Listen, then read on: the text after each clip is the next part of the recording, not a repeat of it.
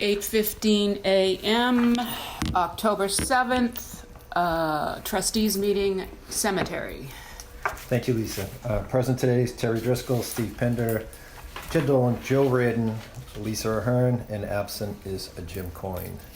The first agenda item is approval of minutes. I'd like to make a motion to move that to a future meeting.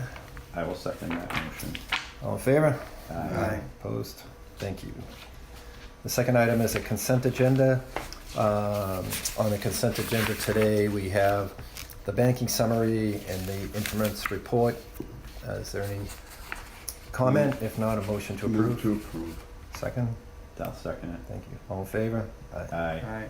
Opposed? Thank you. Third on the agenda, we have correspondence. Lisa, do you want to talk about the... So attached to correspondence is a request from a family who would like to put a portrait on a flat marker at their family lot. There's already an existing headstone there. It's an old family lot. And they were hoping they could have a portrait flat on the ground on a flat marker. We do not allow portraiture on headstones, and so I think you need to make a decision on what you're going to do about flat markers. I would say it'd be the same. Yeah. Terry looked at the Milton Cemetery rules and regulations. Right. Yeah. Why don't you just read it? Yeah, so item 11-4 says a photograph, picture, or other visual rendering of the deceased may not be placed on a memorial. Right. Oh, so the language is already there. Right. Yes. So looking into the definition of So memorial. The language has always been there. Right. And it slid through a couple of times when I first started. There were people who had portraiture before that rule was put in place. That guide is from 2011. So there is a small amount of portraiture here, and it has been voted on that there would be no more allowed. So. Right. I understand this is flat on the ground, and maybe they could, say, can you make an exception? My issue with this is, well, if it's going to be flat on the ground, it's going to get really dirty, and how disrespectful is that? They're going to be very unhappy with the way it looks over time. So if we made an exception, I think it could go wrong anyway. So. And I think it just sets a bad precedent. Yeah. Because then, like we just said, we have a rule against it. Portraiture So if is we allow this one, portraiture. then there'll be more requests and more requests. Yeah. Yeah, we have, restrictions on plantings and other things too, right? So we have a lot of can't- restrictions. Right, just to start making exceptions. So, is a bad unfortunately, I will, I'll tell the family. I told Quincy Memorials it was unlikely, but we would discuss it. precedent. And I don't think we need to vote on it because it's the rule and regulation, right? If we're going to... Yeah, just upholding the rule. Right. Yeah. All right, thank you. Second piece in correspondence is a letter from somebody who came by, and a gentleman from Connecticut, and he was doing genealogy and research, and came up, and he was just impressed with the cemetery. So Well, you should be. he wrote a letter to the select board and the town administrator. And Well, I think it's That's great. nice. So I think it's I would like to I had a acknowledge you long and the work you did. conversation Yeah. with him, and he emailed after hours. He wanted a map, and so I came over and gave him a map and showed him. And it happened to be somebody that I had already researched, so I knew a lot about them. Yeah, interesting. So it was the Brewer family. His Rice portion of the family is a famous architect, Arthur Rice. But the Brewers used to live at up by 600 Canton Ave, and they were in the shipping business to Hawaii, and they had sugar plantations, and they also started the Mauna Loa macadamia nut. No kidding. Yeah, so That's cool. Milton is, it's just unbelievable history. how many people we have in here that are interested. I feel like when Anthony Smarco did one of his tours, I feel like we went to that grave of that Bruce. the Brewer? the brewer. Oh, when the he did the food tour? just maybe, but it was like 5 years ago. Maybe. Maybe. I feel like we did that because I remember we talked about. I remember he mentioned something about Hawaii. Oh no, that was Princess Malakiki, Oh, somebody maybe. Oh. from down back. She was Hawaiian royalty and married into a Milton family. Okay. Uh-huh. Yeah, Wow. Huh. yeah. A lot of Hawaiian connections because of shipping, Yeah, that's what, because of Yeah, international right. shipping and Boston right. and ship cargo owners. So that was nice. He wrote this letter. Yeah, so I want to acknowledge you, Lisa, and your staff, as he pointed out. Thanks. What, We had a long conversation about how nice the grounds looked, and Right. I said, our staff just takes care of the grounds here, as well as doing everything else. I said, but we don't rely on DPW Right.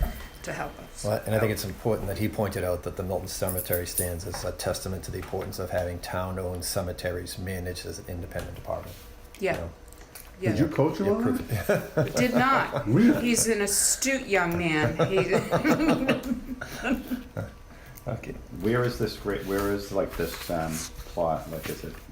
Are Like, are there two different ones, or are there they're just one? both beyond the pond, going up the hill on the right. Okay. And very old family graves. As a matter of fact, the brewer grave has a bronze Tiffany and Company plaque on it. Wow. Wow. Didn't know they did that. Yeah. Great. That's neat. Anything else under correspondence? Of course, I think no, we're I good, don't. right? I don't think so. Okay, so superintendent's report. Superintendent's report. Let's see.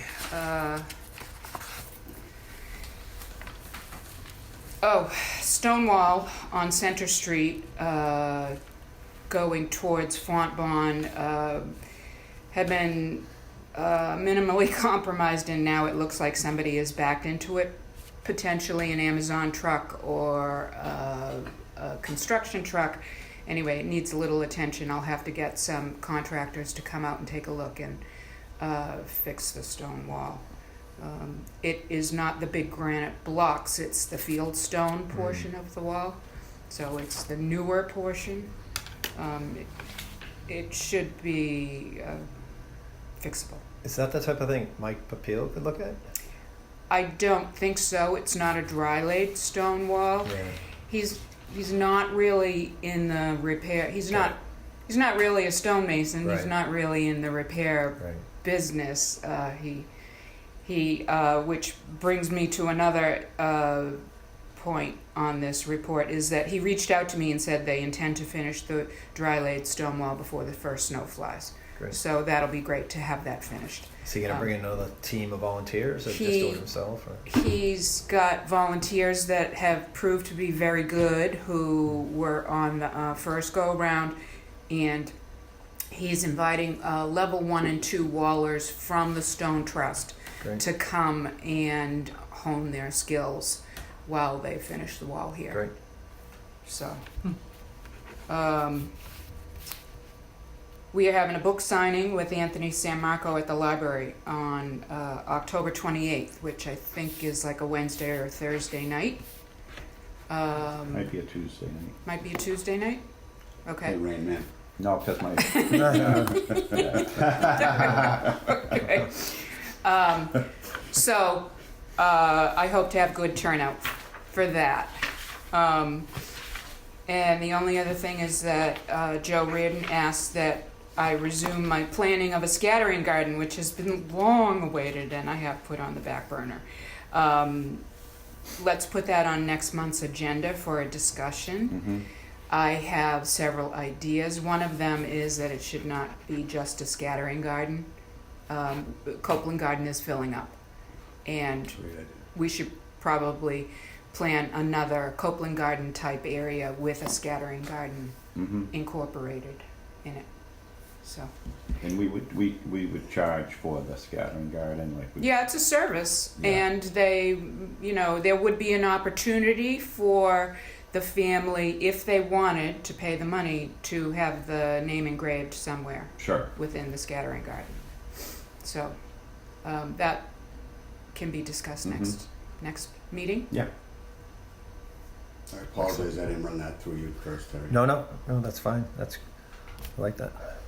So, He Great. gently, That works. he gently reminded me of my promise too.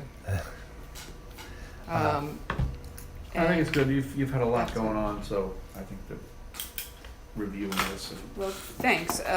There's always a lot going on, so you just got to do it, right. you know. And then anything new on employees, like somebody was out, are they still out? Mark is still out. He was supposed to come back, and he's out for another 6 weeks. His doctor wrote him a note and said he could come back at, light capacity, but their contract prevents that. Mm-hmm. So he's out, for another 4 to 6 weeks right now. and they don't really have a light capacity. They do, he could technically do it. He's the foreman. He marks out graves, and he could. I don't know if he would. It would be tempting to lift things for him, and yeah, he could if he would allow people to help him. He's not a delegator. He likes to do things on his own. So it's good that his doctor's note said light capacity, because I don't think he's capable of it. He's too independent. He doesn't like to ask for help. So he's out for another 6 weeks. Shoulder injury, it's tough. It's his second shoulder. He got shorted in the shoulder department, so. Okay. And that's it. All right. Any old business? Can I just ask a question? Sorry. Sure. The report about the burials. It looks a little different. Yeah, it's different. It looks different because we got, Date of death and date of burial. Looks like those two columns are removed. Are you gonna do it differently? no, we had new computer put in on, what day is today, Tuesday? We had new computers put in on Friday. And there's a problem connecting with Pontum, which is our cemetery software. Okay. So they're ironing out the kinks, and she couldn't run that report for me last night. Okay. So they're continuing to iron out the little kinks with Okay. Pontum. Thank Because you. that's software that nobody else in town uses except us. So, So, any old business? New business? No? Motion to adjourn. Motion to adjourn? Second? All in favor? Aye. very good. Thank you. 12 minutes.